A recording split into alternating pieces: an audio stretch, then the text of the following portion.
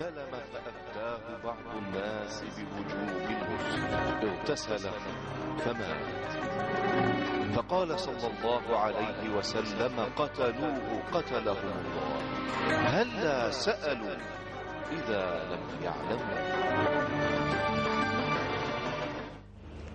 الحمد لله حق حمده، والصلاة والسلام على نبيه وعبده صلى الله عليه وعلى آله وصحبه وسلم تسليما كثيرا إلى يوم الدين. أيها المشاهدون الكرام، أيها المشاهدات الكريمات، السلام عليكم ورحمة الله وبركاته، وأهلا بإخواني وأخواتي معنا في هذا اللقاء وهذا الفضاء الذي يجمعنا بكم للإجابة عن أسئلتكم واستفساراتكم. ونسعد في هذا اللقاء باستضافة صاحب الفضيلة أستاذنا الشيخ سعيد بويزري.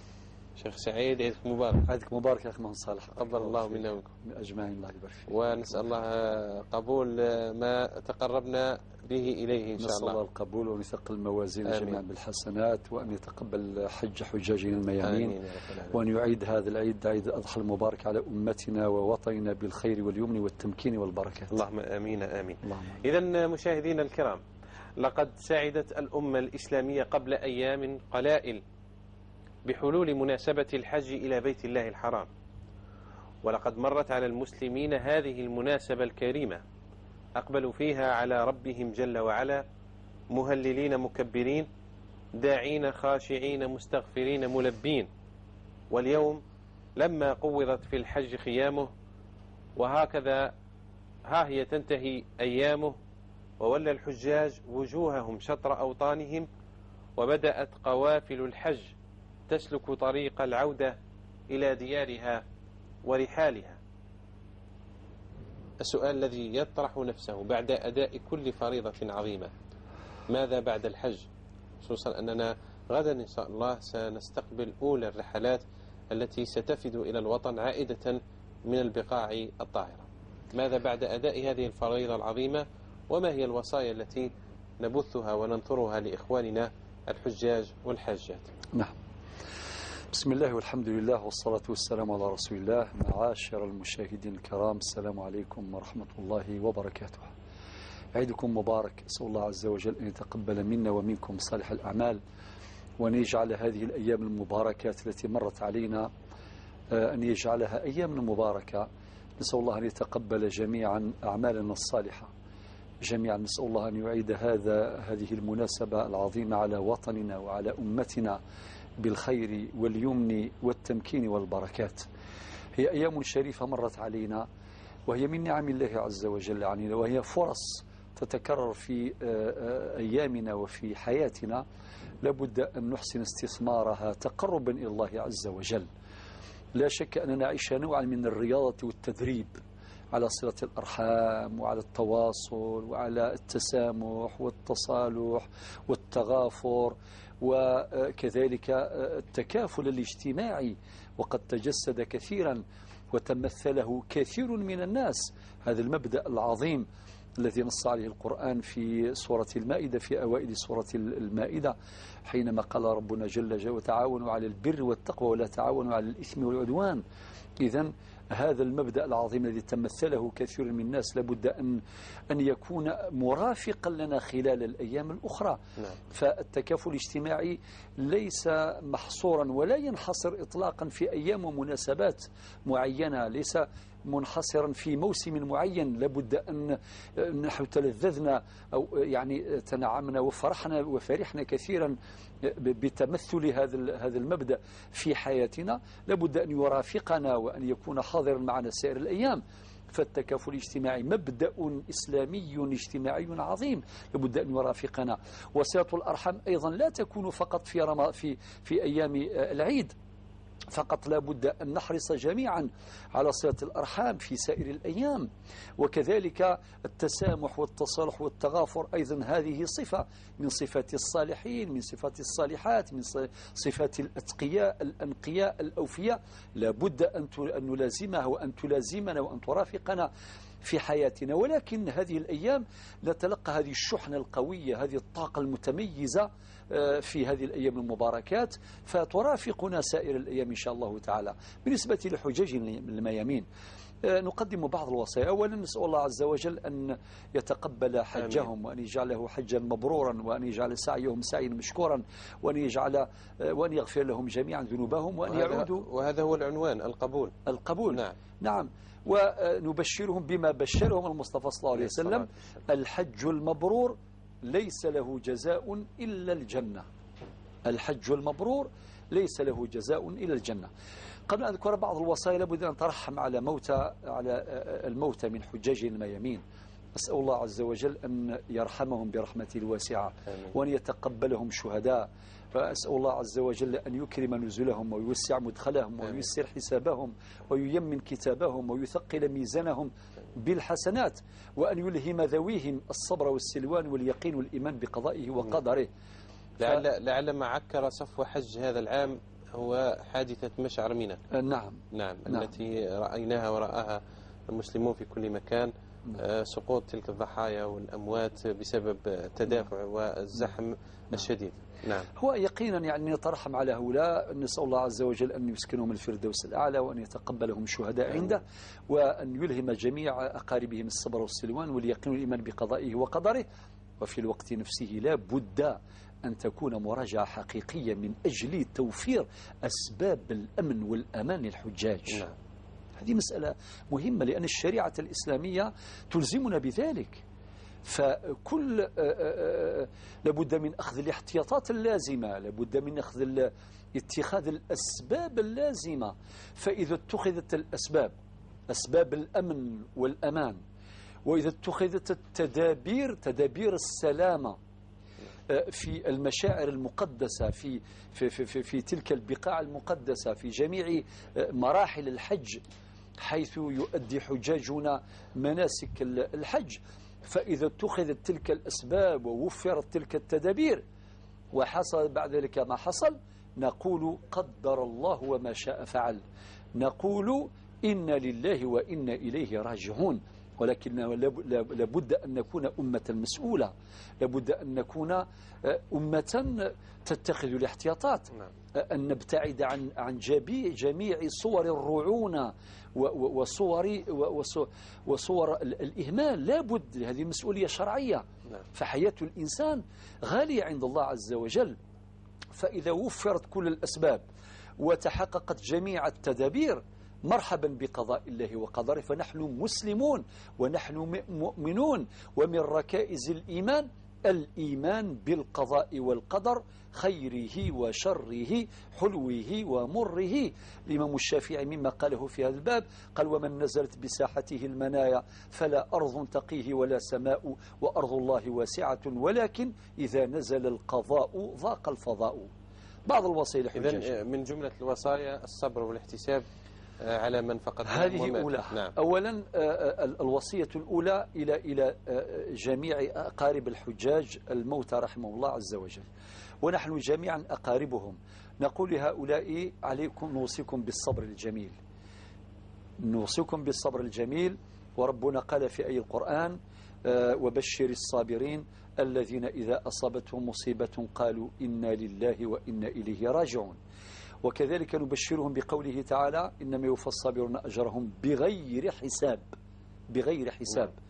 والإمام الشافعي رضي الله عنه في مقولة أخرى رائعة يقول: والصبر في النائبات صعب ولكن فوات الثواب أصعب. إذن فاحرصوا على الثواب، احرصوا على تحصيل الثواب والأجر الجزيل من الله سبحانه وتعالى في حينه ووقته، في حينه ووقته، وليس قبل فواته. نعم. إنما الصبر عند الصدمة نعم. الأولى. إنما الصبر عند الصدمة الأولى. إذن الوصية الأولى لذوي حجاجنا الذين فقدناهم في الوطن وخارج الوطن في الأمة عموما. الوصية الثانية للحجاج، لا شك أنهم صدموا وهم يرون تلك الحوادث، حادثة منى. نعم. الذين حضروا، نقول لهم لابد أن شاء الله تجيبوا لنا يعني كما يقولوا مشاعر الأمل.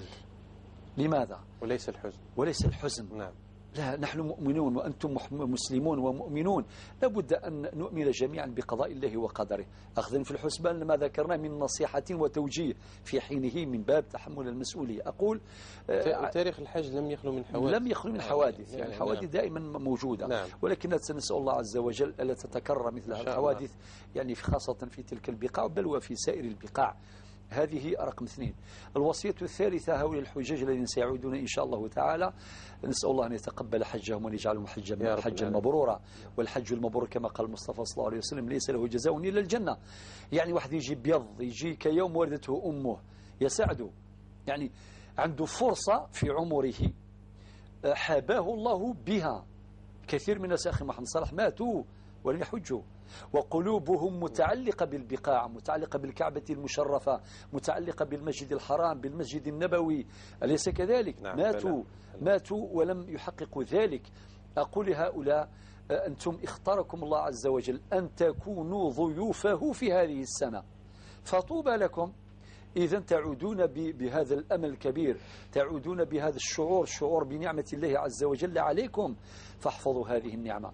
نقول أزاد أعطاكم ربي فرصة باش ترجعوا إلى بلادكم وأوطانكم وأهليكم كيوم ولدتكم أمهاتكم. هذه نعمة كبرى لابد أن تحافظوا عليها، لأن شكر الله عز وجل على هذه النعمة يديمها، فشكر النعم يؤدي إلى دوام النعم، إلى بقاء النعم.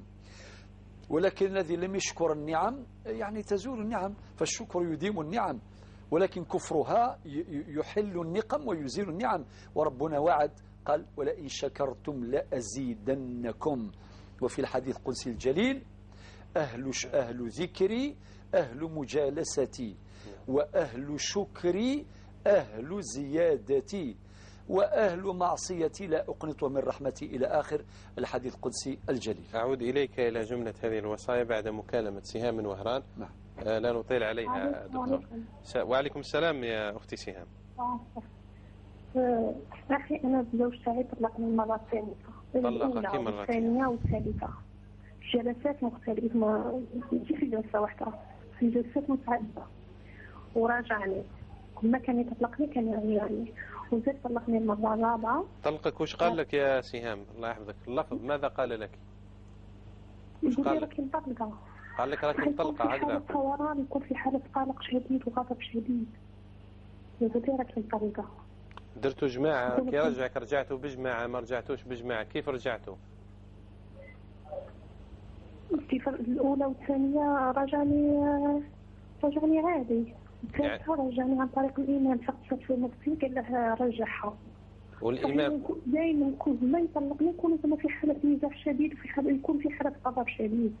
رجعني المرة الثالثة عاد رجعني، طلقني المرة الرابعة رجعني، وطلقني المرة الخامسة. على العلم أنه كان في حالة إغلاق وحالة غضب شديد شديد شديد، ودوك راه نادم ذلك ما طلقتش، وكورونا حسيت بلي تسرحت، ودوك راني على العلم أني اعتديت كملت العدة تاعي. يا ريت لو كلمنا زوجك يا سهام. نعم. تمنينا أن زوجك هو اللي طرح هذا السؤال وليست أنت، لأن السؤال يحتاج إلى بعض الأسئلة لزوجك. من بين هذه الأسئلة نسقسي الشيخ وش هما هذه الأسئلة عزيزة ما يجي. أنت راكي تقولي طلقني 5 مرات، طلاق مرتان. نعم. يا سهام مرتان الطلاق، ولكن ماذا حدث يعني في المراجعات هذه؟ هل الإمام أوقع الطلاق الأول والثاني والثالث حتى نعطيك الحكم هكذا؟ لا. نعم. حسنا صحة. إذا هل لك ما تسألها دكتور؟ والله يعني نعم. أكيد أختي سهام. بعد الطلقة الأولى نعم. قلت كان في غضب شديد. نعم. وتمت الرجعة قبل نهاية العدة هكذا؟ نعم. نعم. ثم الطلقة الثانية طلقك نعم. أيضا في غضب شديد، ورجعني عادي، قال له الإيمان، قال له رجعها، قال له في فترة العدة، قال له رجعها، في فترة العدة الأعمال ولا تحدث لك ولا تغسل لك ولا راها رجعت. معلش باش نسرعوا في الوقت. والطلقة الثالثة أيضا تمت في غضب نعم. شديد هكذا. نعم. أيضا تمت الرجعة في فترة العدة. ما احتديتش، لا ما احتديتش الطلقة الثالثة، ما احتديتش كاع حتى طلقني الطلقة الخامسة راني كملت في العدة. بين الطلقة والرجوع شحال كان المدة؟ شحال كانت المدة؟ بين الطلقة والرجوع نعم. ما كانتش مدة طويلة، بعد في بيت الزوجية. نرجع تخلي رقمها ونتواصل معها ومع زوجها باش نحسن. إذا سهام، الشيخ يطلب منك أنك تتركي رقمك حتى يتواصل معك ومع زوجك. ممتاز. ماذا بك الشيخ؟ نعم. بارك الله فيك. إذا ما تقطعيش الخط، تبقى مع التواصل، في تواصل مع الزملاء. إذا الوصية الرابعة. الوصية الرابعة. وقفت عند الثالثة. نعم. الآن الرابعة. الرابعة نقول لهؤلاء الحجاج حافظوا على الحج نتاعكم، حرزوا الحج نتاعكم. نعم. ليس هذا كذلك؟ شيء يعني مليح. نعم. يعني لازم لابد أن تحافظوا على حجتكم. ربي سبحانه وتعالى لكم هذا الشرف الكبير وهذه الفرصة السعيدة. اللي يملك حاجة نعمة ماشي واجب يحافظ عليه. اللي عنده المال برك يحافظ عليه، يديروا في حرز مثله. اللي عنده سيارة يشوف لها مرآة مستودع. اللي عنده المرأة اللي عندها الذهب ديرها في مكان، ديروا الذهب نتاعها في مكان في الحرز حيث يحفظ. نعم. واللي عنده كذا واللي عنده هذه الحجة يعني لازم يحافظ عليه. يحافظ عليها كيف؟ بأن يتجنب المعاصي ويتجنب الآثام ويتجنب المظالم، وما يحقرش الناس وما يحقرش مرته وما يتعداش على بابه ويماه. وإذا كان عنده خدامة ما ياكلش العرق نتاعهم. لازم مادام هو تاب توبة نصوح وراح لبيت ربي سبحانه كما نقولوا وصل غضامه ما شاء الله وتاب توبة نصوح الله يبارك يساعده، لازم يحافظ. والوصية الخامسة أعتقد أن يكون أنموذجا مستحقا للاقتداء. نعم. بمعنى لازم نحو واحد العادة من واحد الأمر من واحد الصورة ما هيش مليحة. يعني طبعا لا أعمم الحكم، يعني أنه فلان زعما حج يعني ويدير سلوكات مش مليحة. نعم. نقولوا راك رجعت بيض، حافظ على نظافتك، لأنه دائما البياض أي حاجة سوداء، درك هذا البرنوس حاجة بيضاء حاجة سوداء فيه تظهر. ليس كذا؟ ممكن نقطة بهذا القلم الأسود تظهر فيه. لماذا؟ لأنه هكذا لونه أبيض. هذا الحاج اسمحوا لي كاع الرادارات راهي موجهة إليه. فلان الحاج ماهوش كي يجي من الحج يولي يجيب طبيعة اللي مش مليحة، يولي يزعف ويمرمد كاع الناس ويظلم وربما يتعدى على يعني على الناس ويأكل حقوق الناس وكذا. هذا مش مليح. إذا نريد حاجا قدوة يقتدي به الناس ويقولوا أنه فعلا هذا الحج تغير. يعني لازم نقارنوا بين تبان المفارقة بين عهد سابق وعهد لاحق. نقول هذا الحج تغير نحو الحاج تغير نحو الأحسن ليكون قدوة لغيره فيكون قدوة به يحتذى. أي واحد يروح يحج يولي يعاند هذاك الإنسان، يقتدي، عنده نموذج عملي ناجح يقتدى به ويكون إن شاء الله قدوة لغيره. هذه بعض التوجيهات نقدمها لساداتنا وسيداتنا الأفاضل والفاضلات. أسأل الله عز وجل أن يحفظهم جميعا وأن يتقبل حجهم. لك وافر الشكر دكتور على هذه الوصايا وعلى هذا البيان. إذن دكتور سعيد، بيان أفاد به مركز البحث في علم الفلك والفيزياء الفلكية أن خسوف كلي للقمر سيكون الليلة إن شاء الله في حدود الساعة 3:11 وينتهي هذا الخسوف عند 4 صباحا و32 دقيقة لمدة ستدوم 72 دقيقة. خسوف القمر. أخونا صالح من بلدية القبة يسألنا عن صلاة الخسوف وعن صفتها. نعم أخي صالح، جعلك الله من الصالحين وجعلنا كذلك إن شاء الله جميعا من الصالحين. أنت محمد الصالح، جمعت بين نعم. حسنيين يا أخي صالح. أولا سبحان الله، يبدو أن هذا الخسوف بهذا الشكل لم يتكرر، يعني لم يحدث منذ عام 1900 إلا 5 مرات. الخسوف الكلي. نعم. كانت خسوفات جزئية. كانت خسوفات جزئية، لأن خسوف القمر ما معنى الخسوف في اللغة؟ معناه ذهاب ضوء القمر. نعم. إما جزئيا أو كليا، كل القمر أو بعض القمر. ولكن الخسوف الجزئي حصل مرارا في 2011 في 2011 يعني نعم. آخرها. ولكن ولكن وقبل ذلك أيضا. نعم. ولكن الخسوف الكلي لم يحدث منذ سنة 1900 بهذا الشكل إلا 5 مرات. الآن خلينا نتحدث شوية عن حكمة الصلاة يعني عند خسوف القمر أو عند كسوف الشمس. أولا نتكلم على قبل ذلك دكتور التقليل من هذه الظاهرة أنها ظاهرة طبيعية وأنها أمر عادي. نعم. بينما نقرأ في النصوص النبوية أنهما آيتان من آيات الله. صحيح. يخوف الله بها عباده، فإذا رأيتم ذلك فافزعوا نعم. إلى الصلاة وإلى ذكر الله، أو كما جاءت نعم. الأحاديث. يعني نعم. الرد على هذا والربط بهذا. نعم. سيكون ذلك بإذن الله، سيكون لك ما تتمنى إن شاء الله محمد صالح. للمشاهد. بارك الله فيك. نعم. لك ولنا جميعا إن شاء الله. بارك الله فيك. نعم. والله الله يذكرك بشهادة. ودعوة إلى الصلاة الليلة هذه إن شاء الله تعالى، دعوة إلى القيام ما شاء الله. إلى قيام صلاة. أولا أقول أن الله عز وجل أنعم علينا بنعم لا تحصى ولا تعد. ربي قال في القرآن: وإن تعدوا نعمة الله لا تحصوها. تصور معي أخي محمد صالح لو كان الكسوف دائما، كسوف الشمس أو خسوف القمر بشكل دائم ومستمر، لشعر الناس بضيق وحرج شديدين. نعم. تصور كيف تكون حياتنا. دائما الضوء محجوب. سبحان نعم. الله. ولكن ربي قال: وسخر لكم الشمس والقمر، وسخر الشمس والقمر دائبين. وبعدين قال إلى أن قال: وسخر لكم الليل والنهار. إذن كل هذه من نعم الله عز وجل. كل ما يحصل في الكون، كل هذه النعم، القمر والنجوم والشمس والليل والنهار، كل شيء مسخر لنا باش نقول هذه صورة أو وجه من وجوه تكريم الله لخلقه. نعم. وربنا قال: ولقد كرمنا بني آدم. وكأنني أريد أن أقول أن الله عز وجل وفر لنا أسباب الحياة الهادئة المستقرة السعيدة في هذا الكوكب، وفر لنا جميع مقومات الحياة. ثم أمرنا بعبادته، حينما قال مثلا في سورة الذاريات في الآية 55 رب يقول: وما خلقت الجن والإنس إلا ليعبدون. في سورة الأنبياء 25: وما أرسلنا من قبلك من رسول إلا نوحي إليه أنه لا إله إلا أنا فاعبدون. آيات كثيرة تبين غاياتنا من الخلق، وفي الوقت نفسه نستثمر هذه النعم التي حابانا الله عز وجل بها. حينما يحصل كسوف أو خسوف يعني ندرك قيمة هذه النعمة أكثر. تدرك قيمة النعمة عند زوالها. نعم. قد يكون الزوال كليا أو جزئيا، كنعمة الصحة مثلا. واحد كيكون يمرض نهار واحد ما يقدرش ينوض، يعرف قيمة الصحة.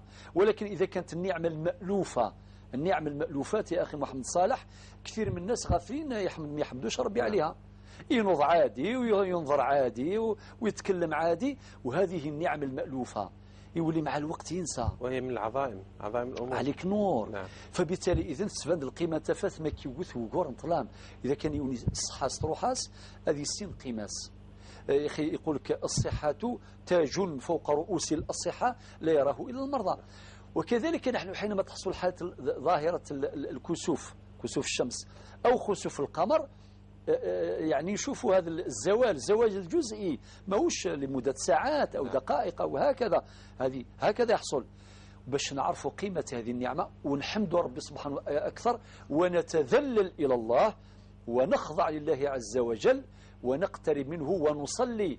النبي صلى الله عليه وسلم يقول في الحديث الصحيح الذي أخرجه الإمامان البخاري ومسلم، يقول: إن الشمس والقمر لا ينكسفان لموت أحد. هذه رواية من رواية الحديث. وبعد يقول: فإذا رأيتموها، وهما آيتان من آيات الله، وهما آيتان من آيات الله، يعني آيات من آيات الله عز وجل، نعظم الله عز وجل ونقترب منه ونتذلل إليه سبحانه جل جلاله. قال: فإذا رأيتموها فقوموا فصلوا. هذه في البخاري ومسلم. وكاين في حديث آخر: فافزعوا، يعني إلى الله، فافزعوا إلى دعائه وذكره واستغفاره. والحديث صحيح أخرجه الإمامان البخاري ومسلم. إذن الحديث أمرنا بأن نفزع إلى الصلاة، نفزع إلى ذكر الله، نفزع إلى دعاء لله سبحانه وتعالى، نفزع إلى الاستغفار من الله سبحانه وتعالى. هكذا. إذن هذه بالنسبة لحيثيات هذه الظاهرة. الآن ممكن نعود بعد طبعا مقابلة. نعود. نعم. شكرا دكتور سعيد. الأخت سليمة من البليدة، السلام عليكم ورحمة الله. السلام عليكم ورحمة الله تعالى وبركاته. أهلا ومرحبا. أهلا بك وليدي، الله يعيشكم وصحة عيدكم. عيدك سعيد ومبارك يا رب. إن شاء الله وليدي، عقب العام الجاي إن شاء الله. اللهم آمين. احنا والأمة الإسلامية. آمين إن شاء الله. سلامك وليدي، حبيت نسأل عليك نسقسيك. تفضلي. عندي مولابيتي جايبة مع طفلة وطفل، اللي جا وليدي راه كبير والطفلة راهي كبيرة. نعم. من مولا 3 سنين ما يصرف، ما يسل نفقة، ما يسل حتى حاجة. تزوج ودار دراري واحد اخرين، عرفتي سمعت فيا حنا واصلي. صح. من بعد كي نعيط لنا في دار الشفاعة ونقول له طلق، يقول لك ما نطلقش. انا غير جات اللحظه السوداء على صدري باش نطلق، ما درتي لي والو، ما كي صابره. هاني قاعده قريت وليداتي ونضريت ومرضت معاهم وتعبت معاهم، ربي العالم. عيطت له وقت نكمل. واصلي الحاجة، كملي سؤالك الله يحفظك. قلت لك عيطت له وقت اللي نعطات الطفله، جاو يخطبوها وكلش، ومن بعد جاو يدو باش تروح تفتح مع باباها. راحت فتحت مع باباها من هذاك النهار الفاتحه. ومن بعد عيطت له وقت الزواج، قالت له يا بابا خصني هذا وراني بديت نخدم، يا بابا كاش ما تفسر لي وكاش ما. قال لها ما عنديش دراهم وما كاش كيفاه، وانا ما عندي وما عنديش. بون نهار اللي عيطت له في دار الشراء قدام الزوجه، قالت له هذه من 3 سنين حتى 26 سنه ما عطيت الطفل ولا الطفله النفقه، وكتقول لها ما طلقش، واش دير بها وقت هذا؟ ما هي في دار وانت في دار. نعم. قالت له الزوجه، قالت له ما نجموش حنايا نستناو المراه 4 شهور 6 شهور ديجا راهي مطلقه كي بعد عليها راجلها، وانت يا راك لا نفقه للدراري وتزوجت بلا ما قلت لها ودرت دراري. قال يا ودي تزوجت غير ب2 ملايين. نطقت لي هي، قالت له يا خويا كي تزوجت ب2 ملايين، قالت له الطفله مليون ولا الطفل مليون. قالها انا كي دات روحها تزوج انا تنفلها 2 ملايين. قالت لي طاها 2 ملايين. قلت لها انا ما شفتهمش، انا والله ما شفتهم، ما كتشوفي في القران قدامنا، انا ما شفتهمش. انا اليوم جيت نحوس يبعد عليا ما يبقاش مع ذاك ورقي، نجي رايحه للعمره غير سقفيته، غير درت له غير هذا اللي هو محسوب باش نسلك ونخرج. قلت لها انا نروح للعمره سهله، راني وحدي وراني صابره والحمد لله. نعم. الآن سؤالك يا الحاجة سليمة، السؤال في هذه القضية ما هو؟ القضية بلي أنا كي طلبت أنا الطلاق معليش، يعني هل عليك حرج ولا إثم في طلب الطلاق لما هذا نعم. ما سقسيتكم. نعم صح. شكرا حاجة سليمة، بارك الله فيك. من العاصمة أم فاتح، السلام عليكم. أم فاتح. نعم أم فاتح، تفضلي يا سيدة. نعم أم فاتح، إذا تسمعيني تفضلي أنت على المباشر. إذا نفقد تواصلنا مع أم فاتح. إذا نعود إلى سؤال الأخ صالح من القبة وعن صفة صلاة الخسوف. نعم. الأخي صالح، بعدما ذكرنا النصوص الشرعية وذكرنا حكمة ومشروعية هذه الصلاة، صلاة الخسوف، لا ندخل في المسائل الفقهية الدقيقة. نعم. أولا صلاة الخسوف، خسوف القمر، هذه ركعتان بقيام واحد وركوع واحد. أذكركم سادتي أنه بالنسبة لكسوف الشمس ركعتان، ولكن في كل ركعة قيامان وركوعان، باش ندير لكم مقارنة بين صلاة الكسوف وصلاة الخسوف، أي كسوف الشمس وخسوف القمر. نعم. نحن الآن حديثنا اليوم عن خسوف القمر. طيب، إذن صفتها كالآتي: ركعتان في كل ركعة قيام واحد وركوع واحد، خلافا لصلاة الكسوف، كسوف الشمس، حيث يكون في كل ركعة، هما ركعتان، في كل ركعة قيامان وركوعان. هذه من جهة. جهة ثانية حكمها الندب، وعند بعض العلماء قالوا أنها سنة، عند سيدي خليل هي حكمها الندب. نعم. يندب صلاتها. الأمر الثالث، لا كلاهما، لا هذه سنة مؤكدة، الكسوف مؤكدة. نعم. ولكن سنة مؤكدة صلاة الكسوف. أما صلاة الكسوف فهي حكمها يعني هناك قولان مشهوران. القول الأول هو أنها مندوبة، القول الثاني أنها السنة. طيب فيش قول للوجوب؟ ما كاش قول للوجوب هكذا. الأمر الثالث الذي أذكره هنا تكون ركعتان هذه يعني بلا تطويل في القراءة. كي نقارنوها بصلاة الكسوف في تطويل صلاة كسوف الشمس هذيك يعني بصورة طويلة. نعم. تقرأ سورة الفاتحة ومعها سورة طويلة كسورة البقرة أو سورة العمران. نعم. ولكن في صلاة الخسوف لا، بلا تطويل في القراءة. نروح لهم واحدة واحدة. أيضا من المندوبات الخسوف أنها تصلى فرادى لا جماعة، وتصلى في البيوت لا في المساجد. سبحان الله، حكمة بالغة. نعم. لو كان الأمر يعني يتعلق بصلاتها في المساجد معناه تصور معه يخرجوا الناس ويمشوا في الليل وكذا، أليس كذلك؟ نعم. ولكن هذه تصلى فرادى ولا تصلى جماعة، وإذا صليت فلا حرج، ولكن ليس كالأمر كصلاة الكسوف. وصلاة الكسوف تصلى جماعة في المسجد، ولكن صلاة الكسوف تصلى في البيوت. أمر آخر ومهم جدا أنها يعني يندب تكرارها هما ركعتان. وبالمناسبة يكونوا جهرية، يعني ركعتين جهريتان، يعني نصلي ركعتين ولكن كصلاة الليل، يعني كصلاة الليل. حكمها حكم النوافل الليلية. ليس للنافلة في النهار، الأحسن يصليها سرا. يصلي ركعتين ما صلاة الضحى ولا الرواتب نتاع الظهر وكذا يصليها سرا، ما يصليها جهرا. ولكن صلاة القيام أو صلاة النوافل الليلية يندب أن تصلى جهرا. وإذا صلاة الكسوف مادام تصلى بالليل فحكمها حكم النوافل الليلية، تصلى جهرا لا سرا. أيضا أمر آخر يندب تكرارها يعني صلاة ركعتين إلى غاية أن ينجلي القمر أو يغيب القمر في الأفق أو تطلع الفجر أو يطلع الفجر. يعني صلي ركعتين حتى ينجلي القمر أو يغيب في الأفق أو يطلع الفجر ونتوقف عن الصلاة ونسأل الله القبول.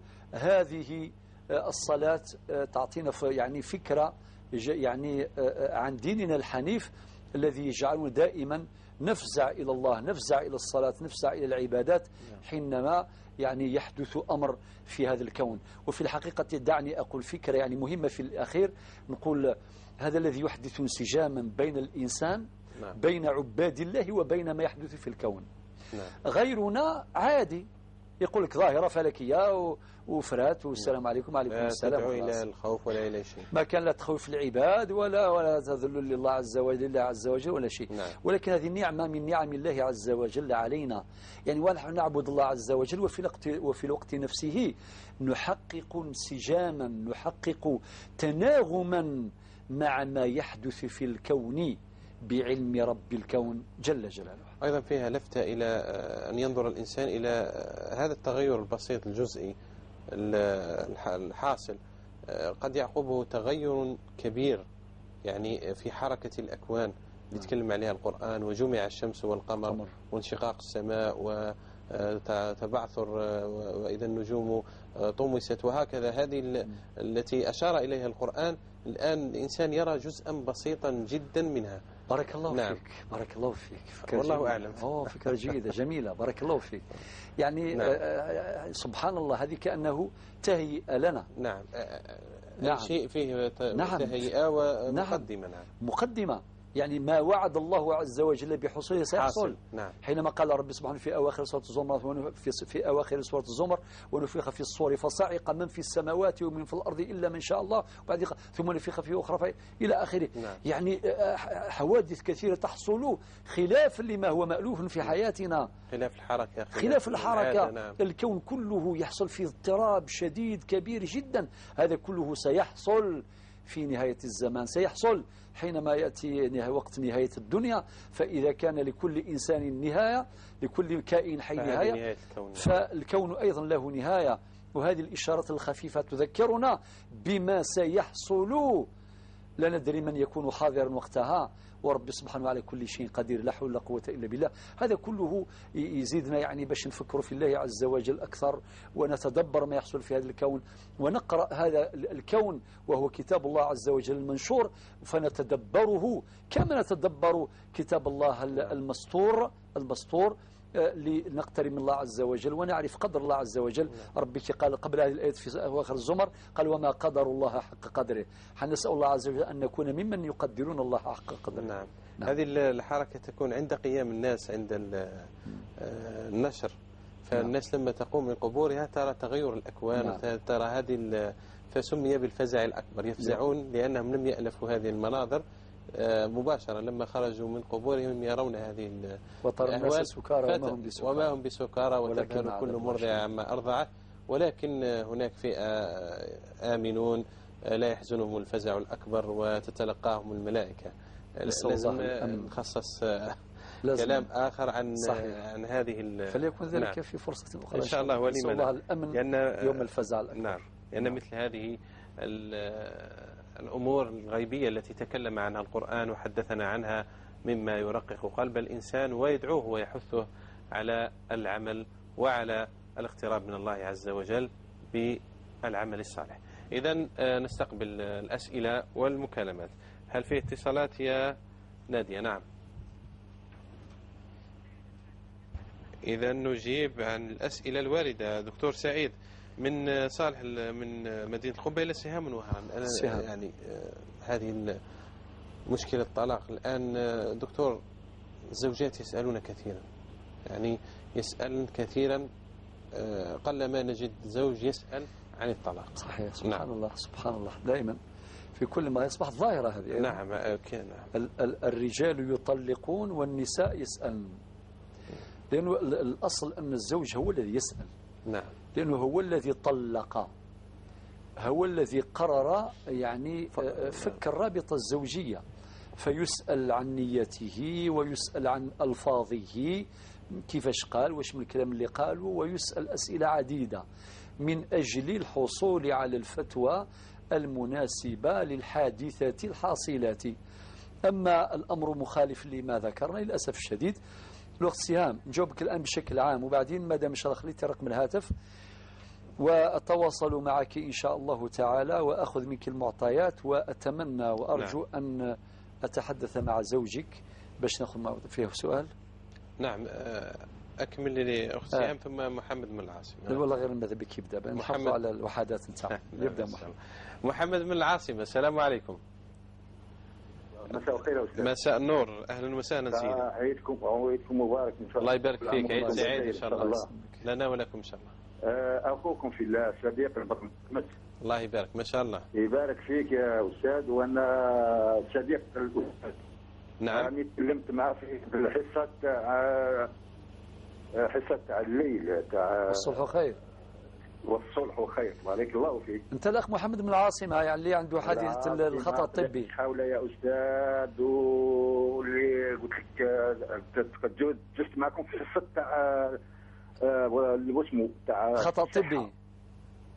أخطاء طبية. خلاص تذكرته يا أخي محمد. عليك نور أخوي، الله يفتح عليك. أمين. أرجو وليكم إن شاء الله. أرجو الله يحفظك أن تترك هاتفك، والله غير مرارا يعني تقرر باش نجيوك، ولكن للأسف يعني رغم الاجتهاد الكبير واتخاذ الأسباب وعلى بالنا بكل شيء. عليك نور. خلي رقم الهاتف الآن، تحدث قبل ما تقطع المكالمة. خلي لي الهاتف مع الأخت نادية. تفضل بسم الله. وهذيك الفضل يا أستاذ. عندي أستاذ لنا اشترط لي ليا. الله يسلمك. في رمضان هدايا. أنا على بالك إنسان شوية مكفوف. نعم. وجابتني الفطنة الصباح بعد الفجر، ما فطنتش في وقت الصلاة وقت السحور، جابتني الفطنة بعد الصلاة بعد الفجر. مع اللي فطنت كانت القارورة تاع الماء قدامي، شربت. من بعد الزوجة قالت لي يا رجل واش راك دير؟ قلت له واش كاين؟ عادي شرب. قالت لي بصح وفات الحال. يا استاذ انا على كل حال اليوم هذاك مازال ما رجعتوش، راني ناوي باش نرجعه. سقسيت بعض من الناس قال لك يا ودي يعني كي تكون خطا هكذاك ما امسك وكمل اليوم نتاعك وما فيش كيما نقولوا احنا باش تعاودوا. نعم. هذا السؤال الاول. واضح. والسؤال الثاني يا استاذ كيما نقولوا احنا قضيه تاع القاعات الحفلات هذوما تاع الاعراس. نعم. تاع الصاله كيما نقولوا حنايا الصاله باللغه البربريه هذه. استاذ حنا عندك الصاله هذه فيها مساحه تاع حوالي بالك نقولوا مثلا واحد 5 قطارات تاع تراب مساحه. والصاله هذه جايه في الوسط. فيها وين يلعبوا الدراري، فيها كيما نقولوا حنايا مساحه خضراء، فيها كذا فيها كذا. ولكن الصاله هذه كي تدخل من الباب تاع الصاله فيها الغناء يا استاذ، غناء على بالك ما نهضروش عليه. دوك الانسان هذا اللي يكون نقولوا مثلا ملتزم، والعرس هذا ماهوش انسان براني، يعني هذه اختي. دوك اسكو كي رحنا للعرس يا استاذ ودخلنا كيما نقولوا حنا من الباب تاع الحارس، كيما نقولوا حنا لاجون سيكوريتي من الباب تاعهم. هذه الصاله هذه كيما نقولوا حنا حدان الناس مختصين. دخلنا من الباب للداخل، رانا بعدنا شويه قول له مثلا سمعنا الصوت نتاع الغناء هذاك يعني حاجه قليله. استاذ اسكو رانا مشاركين في الإيتم تاع الغناء هذا وتاع العرس وتاع الاخوات، اسكو رانا مشاركين معاهم في الحرام او خاطي؟ نعم. هذا هو السؤال. بارك الله فيك يا محمد، شكرا جزيلا. الله يسلمك. إذا تابعنا إن شاء الله لتسمع الجواب، ولكن بعد سماع مؤذن إن شاء الله يرفع الآن أذان صلاة المغرب بحسب التوقيت المحلي العاصمة الجزائر وما قاربها من مدن. نسمع للمؤذن.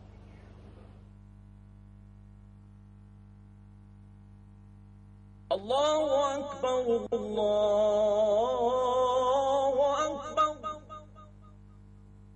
أشهد أن لا إله إلا الله،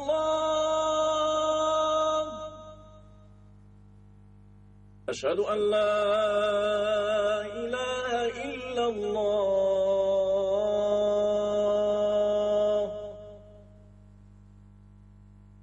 أشهد أن محمد رسول الله،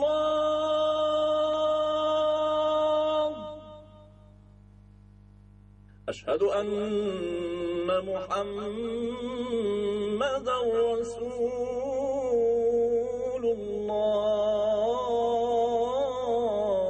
الله، حي على الصلاة، حي على الصلاة،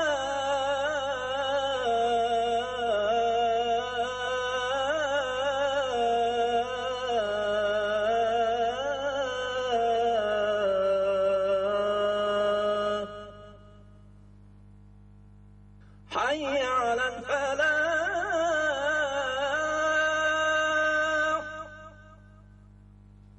حي على الفلاح.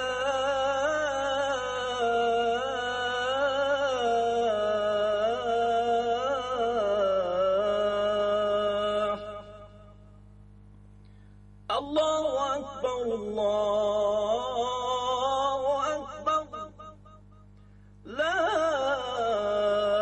إله إلا الله.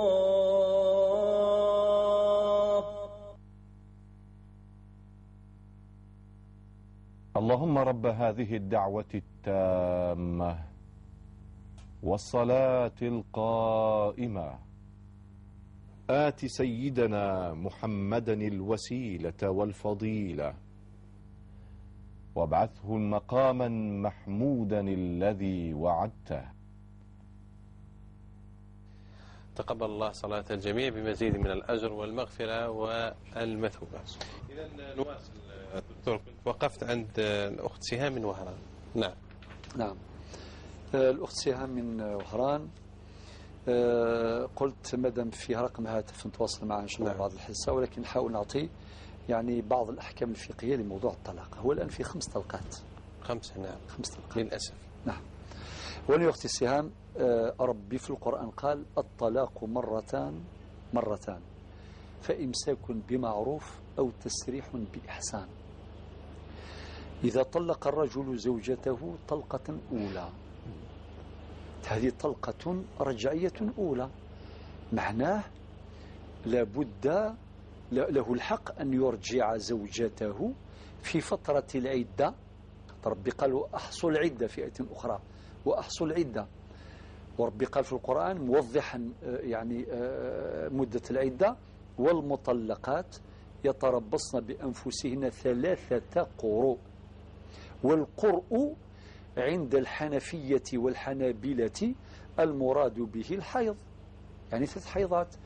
وعند المالكية والشافعية يراد به الطهر 3 قروء. طيب، خلال مدة 3 قروء هذه يجوز للزوج أن يرجع زوجته بالكلمة بلا عقد ولا مهر جديدين، كما قال لكم الشيخ، قال له رجعها رجعك. نعم. عادي. هذه الطلقة الأولى. الطلقة الثانية أيضا طلقة رجعية ثانية، والإمام قال رجعك. طيب، ولكن بعد نتوقف هنا. المفروض زوجك هنا، علاش قلنا قبل حين أن الأزواج الذين يطلقون يفترض أنهم هم يسألون لكي نسألهم، نسقسيهم هما ويعطونا المعطيات ويسمعون الجواب المناسب لقضيتهم أو لحادثة الطلاق. طيب، المفروض انتهت الطلقتان يكفي. إذا جاءت الطلقة الثالثة يعتبر الطلاق هنا طلاق بائن بينونة كبرى، بمعنى لا يجوز له أن يتزوجها من جديد إلا إذا تزوجت بزوج آخر زواجا شرعيا كامل الأركان والشروط وبعد نهاية عدتها منه من عدة الوفاة المقدرة إذا مات 4 شهور 10 الزوج الثاني 4 شهور 10 أيام يعني مدة العدة، أو إذا طلقت منه وبعد وفوات عدتها منه. يعني احتمال ضعيف أن هذا الزوج المطلق الأول هذا باش يرجع زوجته. يعني جبت لك الآن الأحكام الشرعية، يعني هذا هو الأصل فيها. ولكن أنت قلتي زاد الطلقة الثالثة، زاد الطلقة الرابعة، زاد الطلقة الخامسة، ثم كان ندم. نعم. يعني الندم هذا علاش ما جاش بعد الطلقة الأولى؟ نعم. علاش ما جاش بعد الطلقة الثانية؟ لأنه في أناس يا أخي محمد صح يطلق زوجته بعد الطلقة الثانية. واذكر مرة واحد في سنة بالضبط، نقول لك بالضبط في سنة 89، يعني صارت الحكاية كهذه. بعد في جلسة مطولة جدا أعطى عهد، قال كلمة الطلاق ما نزيدش نقولها إطلاقا، قال لك نحها من القاموس نتاعي نهائيا. نعم. من 89 إلى الآن، وقد ذكرت هذا الأمر في لقاء من لقاءاتنا هنا في هذا المنبر، كلما التقي به أسأله يا دراكي، فيقول لك والو جامي نطلق، خلاص كلمة طلاق انتهت حتى نموت. مثل هؤلاء الرجال يستحقون الذكر حقيقة. يعني هو طلق ولكن من بعد يتوقف. أما هذه يطلق بزاف، وكان يطلق 5، كان يطلق 10، كان يطلق. النبي عليه الصلاة والسلام قالوا له فلان طلق زوجته 3 طلقات في مجلس واحد، وهو طلاق بدعي وصاحبه آثم وهو واقع عند جماهير العلماء. تعرف واش قال أيلعب بكتاب الله وأنا بين أظهركم، الطلاق مرة فإمساك بمعروف وتسريح بإحسان. وشين هذا؟ حتى الدكتور الأبناء لما يتربوا على سماع الطلاق في البيت، نعم. الوالد يطلق في الزوجة وينشأون على هذا تلقاهم في مستقبلهم يطلقوا زوجاتهم. بارك الله فيك، عليك نور. وأنت أدرى بهذا مني. استنباط ممتاز. نعم. بارك الله فيك يا أخي، بارك الله فيك محمد صالح. نعم. يوليو يورثوا أولادهم، يورثوهم الطلاق. يورثوهم الطلاق. يولي نعم. حتى الأولاد هذو كيكبروا كما قال خويا محمد صالح يولي يطلقوا. يطلق هكذا في كل مناسبة. ماهوش مليح، ماهوش مليح. لذلك يا أختي سيام ما قلت لكش هذا باللي انتهت خاطر الآن كي نسقسيوه، نقول لك نسقسيك ونسقسيه هو ولازم لازم يقبل. وربما الآن ما لا يستطيع الحديث على الهواء مباشرة، ولكن نتحدث معه هاتفيا. نعم، على الخاص. نعم، يعني بشكل خاص يعني، ونسمع منه ولعلنا نجد رخصة. وهنا باش يعني يطمئنك قليلا، الفتوى تتغير بتغير المستفتي من جهة. من جهة ثانية هناك رخص شرعية نبحث لعلنا نجد له رخصة للاستمرار في الحياة الزوجية. كل ذلك يحصل إن شاء الله تعالى بعد الحديث معك ومعه. إذا نطمئن إن شاء الله حتى يكون التواصل معك ومع زوجك إن شاء الله، ونسأل الله تعالى أن يجعل لك فرجا ومخرجا لهذا المأزق. سليمة من البليدة، زوجي تقول هو مازال زوجها الآن لم يتم الطلاق. قالت كلما يعني نكون في المحكمة أطلب الطلاق وهو لا يقبل.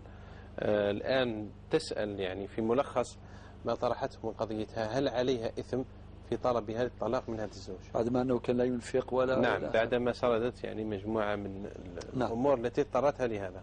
نعم. أولا سيدي الأفاضل، احنا في الجزائر كي نسمعوا المرأة تقول مولا بيتي، هي كذا قالت مولا بيتي معناه زوجي.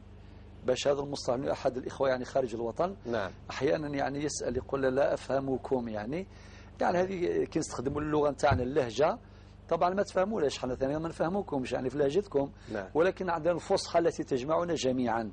كي تقول مولا بيتي في الجزائر يساوي زوجي، يعني هذا شرح لما قالت الأخت سليمة من بوليدة. طيب، هي ذكرت جملة من التجاوزات اللي يعني ما يصرفش لا ينفق وإلى آخر كل ما ذكرت باش ما نعودوش ربحا للزمن. أخت سليمة، أولا أقول ربي سبحانه قال في القرآن الكريم وعلى المولود له رزقهن وكسوتهن بالمعروف. معناه واجب الإنفاق، هذا يكون على كاهل الزوج ولو كانت الزوجة موسرة وكان الزوج معسرا. حتى كتكون المرأة يعني غنية والزوج فقير، لازم هو اللي ينفق على زوجته، ومن باب الوفاء ومن باب التعاون وكذا، أن الزوجة تساعده. وهذا أمر في الحقيقة يحتاج إلى وسيلة، لأن هذا هو المعمول به عموما. نعم. هكذا. والنبي عليه الصلاة والسلام يقول في الحديث الصحيح أيضا، يقول كفى بالمرء إثما أن يضيع من يعول. أنا معنى هذا إثم كبير. هذه رسالة لكل الأزواج الرجال باش يفهموا أن هذا الأمر هي مسؤولية. الآن أنت طلبتي الطلاق هو رفض. الآن عندك حلان. الحل الأول إما الصبر الجميل، الصبر الجميل، هذا حل من الحلول. يعني تصبري وربي يعطيك الأجر إن شاء الله، وربما زوجك هذا ربي يهديه، وربما تشوفي له الناس ينصحوه يوجهوه ويعود إلى جدة الحق والصواب. هذا كله ممتاز إذا كان صبرتي. أما إذا كان سؤالك تقول لي 27 سنة هجر، مش هي 4 أشهر. معلش احنا دائما نقولوا فصفحي الصفحة الجميل. لا، هي الآن كما قالت لك يا شيخ، الآن أصبحت ترى أنها ممنوعة من أشياء لازم تستشيروا فيها. مثلا تريد الاعتمار، لازم يأذن لها زوجها. نعم. ولكن هذا الزوج في علاقة مقطوعة، وقد يتعسف يعني ويظلمها ولا يتركها تبعا. صحيح. نعم. بارك الله فيك. بارك الله فيك. الآن أخي محمد صالح واش نقولها؟ نعم. ربما تلقى إنسان هكذا إن شاء الله ينصحوا يوجهوا، لأن أحيانا بعض الرجال لا يرتدعون إلا في آخر لحظة. اسمع الآن قصة سليمة. نعم. أو سهام، يعني وقتاش جاء الندم بعد الطلقة الخامسة. أليس كذلك؟ ممكن الآن تقول شوف يا فلان نعطيك آخر فرصة، يا إما تسقم روحك يا إما الطلاق. بالمناسبة قادر أنت تطلقيه يعني بسهولة، إما تروح للمادة 53 من قانون الأسرة اللي هي التطليق، عنده 10 حالات. طلقاته يا شيخ. ها؟ طلقاته. نعم. هي لم تتكلم ولكن تركت هذه النقطة عند المخرجة. خلاص. في محكمة قليعة هكذا نادية، أن العام الماضي في محكمة قليعة عن طريق الخلع ولا عن طريق تطليق الأخت نادية؟ دوك دخلي معنا في المباشر المخرجة. عن طريق تطليق تقول. عن طريق التطليق. نعم. طيب إذن فإذا وقع التطليق طبقا للمادة 53 من قانون 84/11 في قانون الأسرة الجزائري، نعم. إذن فالتطليق قد وقع، وهذا تفريق قضائي. الآن هي تسأل هل أنا آثمة؟ نقول لك ما دام ارتكب كل هذه التجاوزات فأنت لست آثمة. نعم. بارك الله فيك دكتور. رقية من وهران، السلام عليكم ورحمة الله. وعليكم السلام ورحمة الله. تفضلي بسؤالك. نعم. الشيخ أنا عندي فترة أني سبت لله عز وجل، بصح عندي ضروك وسواس تاع العقيدة، أني وليت نتوسوس من أي حاجة نديرها، كي نجي نتوضا نقول ربي ما يوش قابل للوضوء تاعي، حتى أني ولات عندي كلي نأمن بها. كي نجي نصلي ثاني نقول أنا شرني كي نجي نصلي ما نطمئنش في الصلاة تاعي، نقول ربي ما هوش يتقبل لي في الصلاة تاعي، وش هو راهو العمل تاعي هباء منثورا. تسمع في يا شيخ؟ نعم. حتى هذه الوساوس يعني التي في خاطرك يعني. يعني هذه الوساوس تأتيك دائما في الخاطر نتاعك. دائما تأتيني في الخاطر تاعي، حتى أني شغل أن القرآن الكريم الآية تاعو تتخابط لي استغفروا ربكم إنه كان غفارا، ومن بعد لا يأمن مكر الله، شغل نقعد هكا مخربطة، حتى أني ما وليتش نأمن بلي ربي سبحانه استغفر الله أنه يغفر لي الذنوب وأنه يتوب عليا. لا أختنا رقية، هذا يجرك إلى كبيرة من الكبائر، كبيرة اليأس، لأنك حتى أني مانيش نقدر كي نجي نصلي نقول أنا مانيش مأمنة بلي ربي يغفر لي، ما نقدرش نصلي، كيفاش ندير؟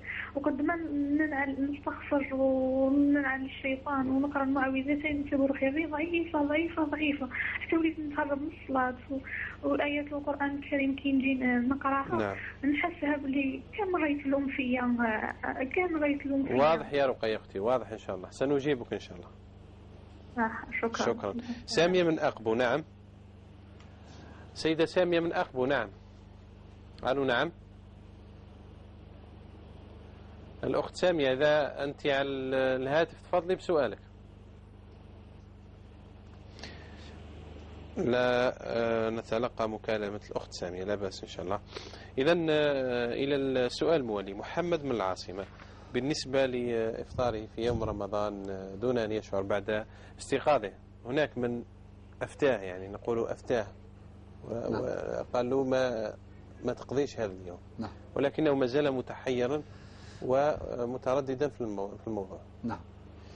أخي محمد، عيدك مبارك يا أخي العزيز، ونتمنى إن شاء الله تكون الزيارة لك قريب إن شاء الله تعالى، بعدما نتواصل معك هاتفيا وبعدما تركته مع السيدة المخرجة. أقول أنت نضت جاتك فطنة وقلت بعد صلاة الفجر وكان قررت ماء وشربت الماء، وطبعا هذا خطأ، يعني أنت ارتكبت خطأ، يعني تناولت الماء، هذا ما هوش انتهاك لحرمة رمضان، خطأ. والنبي عليه الصلاة والسلام يقول رفع عن أمتي الخطأ والنسيان وما استكره عليه، مالكش ذنب فيما حصل. هذا من جهة. من جهة ثانية، الفتوى التي قيلت لك هي صحيحة، لأنه هذه مسألة خلافية بين العلماء. الرأي الأول ماذا يقول؟ يقول كما قال كذلك المفتي، قال لك أمسك وأكمل ولا تقضي ذلك اليوم. نعم. أتدري لماذا؟ هناك قاعدة فقهية يا أخي العزيز تقول الأصل بقاء الليل.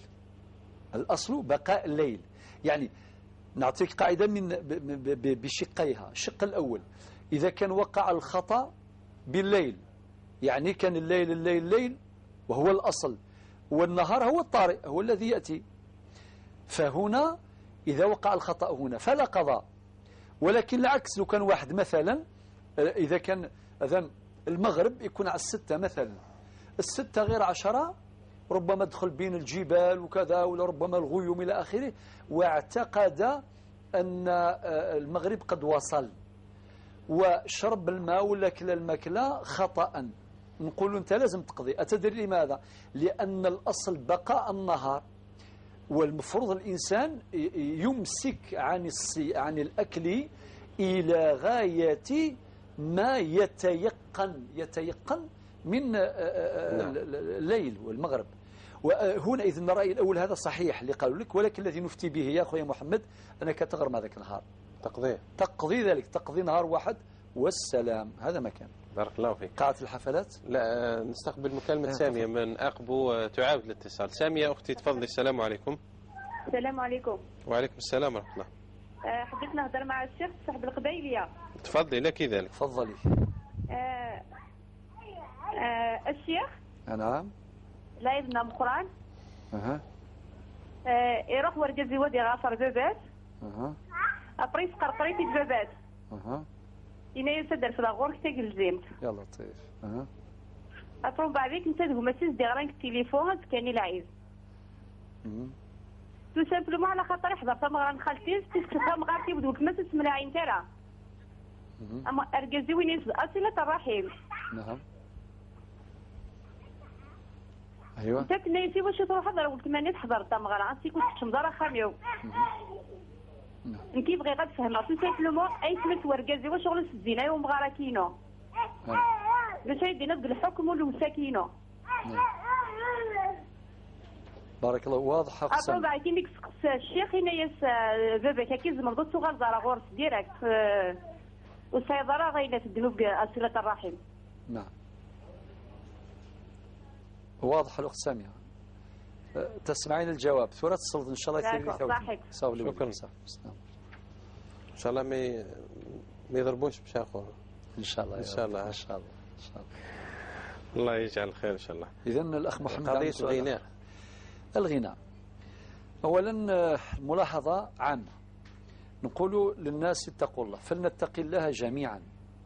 أعراسنا لم تعد يعني كما كانت سابقا.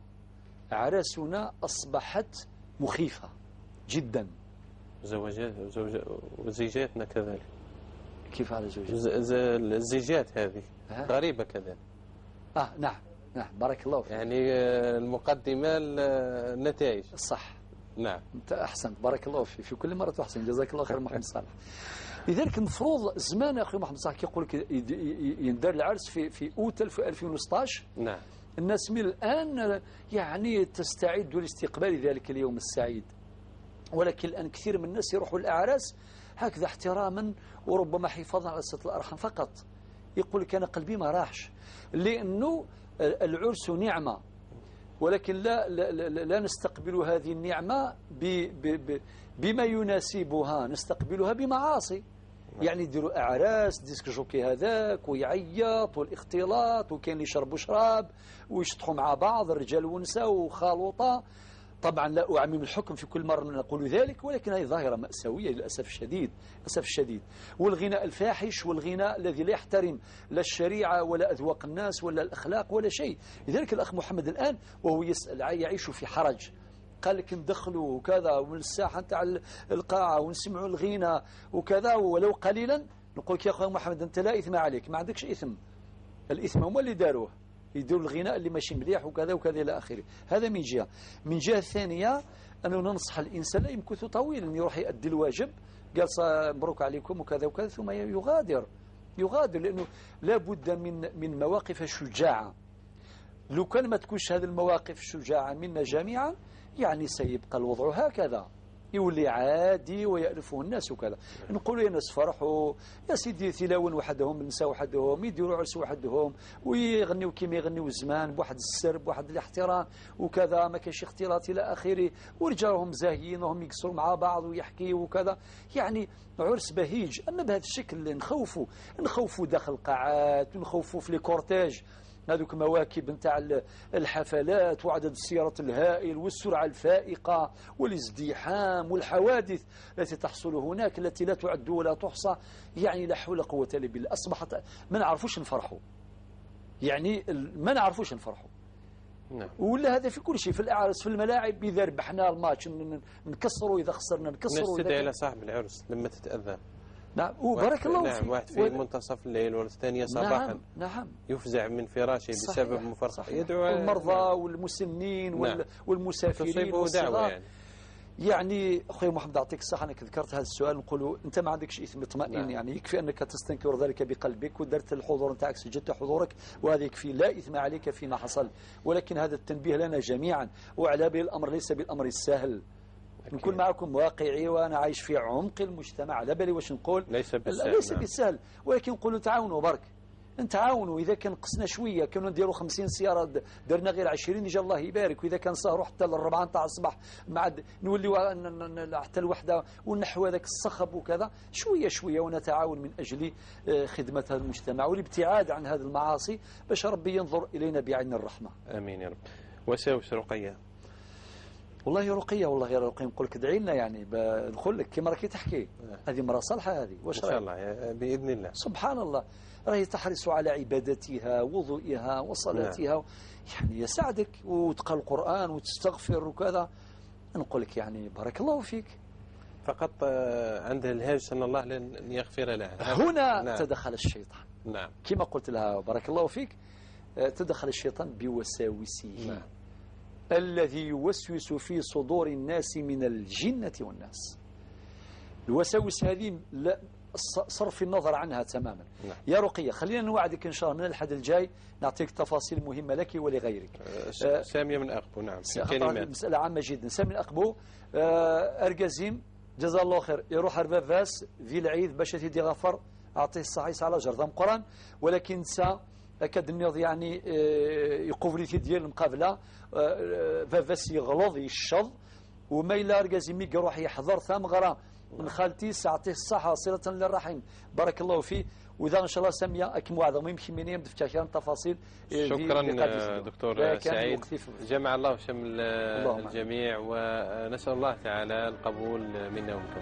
إلى اللقاء غدا إن شاء الله، والسلام عليكم ورحمة الله وبركاته.